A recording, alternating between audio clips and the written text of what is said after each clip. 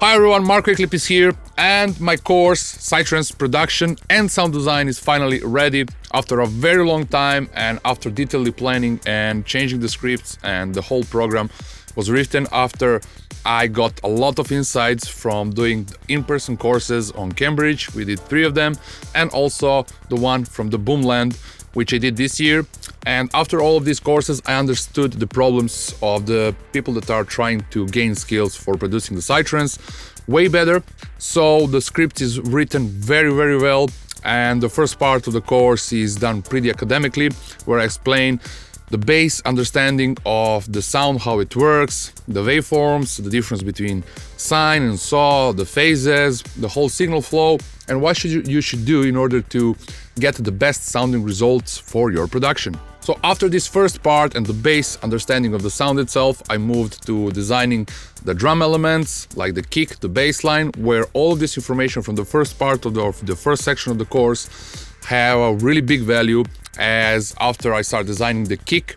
And the main difference between my previous courses and this one is that my previous course, Psychedelic Tips Vol 3, was focused on writing the whole process of creating the full track from the beginning till the end. And in this process, even though it's really good to see that whole process, it is kinda in one way or one-way street, since I wrote a one track, and that track have a specific emotion and specific happenings, and each of decision makings was leading the track to go in a certain direction. And that's why in this course you were able to see only one type of the tracks and its development.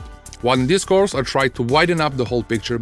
I worked in a various different BPMs. I did 138, 140, 142 and even 145, where I explained all the things that are important for creating a certain emotions, certain energy levels, as well, since the production, I mean by that, as a central figure of doing all of the steps in order to create a one track, which include the sound design, writing, arranging, and other things. So I did try to go in a wider range and explain, like, in every single decision making is going to lead to a certain way, and then how we can change and what we can do if we want to create a specific different styles of our tracks. So once I started designing the kicks and the foundation knowledge about how to synthesize, how to process, then I moved to how you can adjust or change them in order for your tracks to get a different emotion. What are the key characteristics for nighttime music? What are the key characteristics for designing the drum elements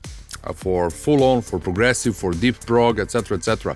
So in this course there's a variety of knowledge for different occasions or different emotions, different energetic levels of a track, and how you can achieve a different psychoacoustic effect in your tracks. When it comes for the tools, I kind of tried to be as narrow as possible, and I use mostly Omnisphere and Serum. For drums, I use the bass for Rapture, even though I explained how you can create them in Vital, Serum, Rapture, and other VST instruments. But the key concept for this is that you are able to do a lot with just a few VST instruments such as Omnisphere and Serum. And again, I used also Kick 2 for designing my kick drum. For processing, I use third-party plugins, mostly are FabFilter and Waves plugins, which I mostly use for my production. And beside that, I did use some other VST instruments like delays and reverbs, which I believe most of you already have. And if you even don't, you will be able to see their power. And in general, there's not much of the tools that have been used, and I showed what are the key characteristics and why do I believe these instruments are very good for your production. So after the kick and the bass, of course, I moved to the hi-hats and everything. I did show you where you can find the great sources, how you can synthesize all these elements, and where you can find the great samples for doing that, like Splice and Loop Cloud. Also, I'll explain in this course. And beside that, after that I moved to the single shot sounds, where I use Omnisphere mostly for atmospheres and textures and certain single shot elements. And beside that, I used a lot Serum to sound design, synthesize and process all the files that you can use for your music. Besides 16 hours already written material, there are also 2 templates which are designed by me. Like, one is 145 in E note and another is in 140 in a G note, which I believe are 2 really good start points for you. and as well you will have a lot of information how you can customize all of them.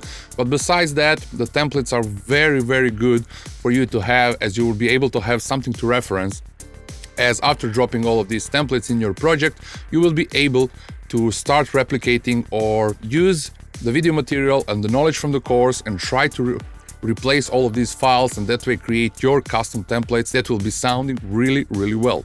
So beside these drum templates, which come in a wave format, there's also a Serum pack, which is full with the presets that I was making during this course and some of my previous works that I saved, as that is something that you will be able to learn and see how do I synthesize all of them, how do I process them, and what are the things that you can do in order to customize them in a way, and how you can use for your own production. I also focused on a lot of tips and tricks when it comes for the arrangement. So what are the key points if you want to get a specific outcome of the track, if you want it to be energetic, what are the things you should be really paying your attention to and being careful about, like how you can control the energy level of a track, what are the common mistakes that you should avoid in order to not spoil the energy of the track, what you should do in order to create a specific emotion of a track, how to customize the already made files for gaining a different psychoacoustics effect. So I try to focus on a wide range of outcomes and meet your needs for the specific outcome of your desires for your own production. So beside all the 16 hours that are already up and running, I will be adding the content, and this course will be dynamic, as I will be adding a lot of content after I understand what is missing and after I start gathering the feedback from all of you. So I will try to cover as wide range as possible of all possible outcomes, different emotions, different energetic levels of the tracks, and also the psychoacoustics effects that you want to produce in your own music. So if you really want to learn the details about professional Psytrance music production and the sound design, enroll now, and this course will provide a lot of information for you. I'm quite certain about it, since I invested a lot of time in planning and writing the script, and this course is definitely my best course done so far. So enroll now and understand the secrets and all the key points of the Psytrance music production and the sound design.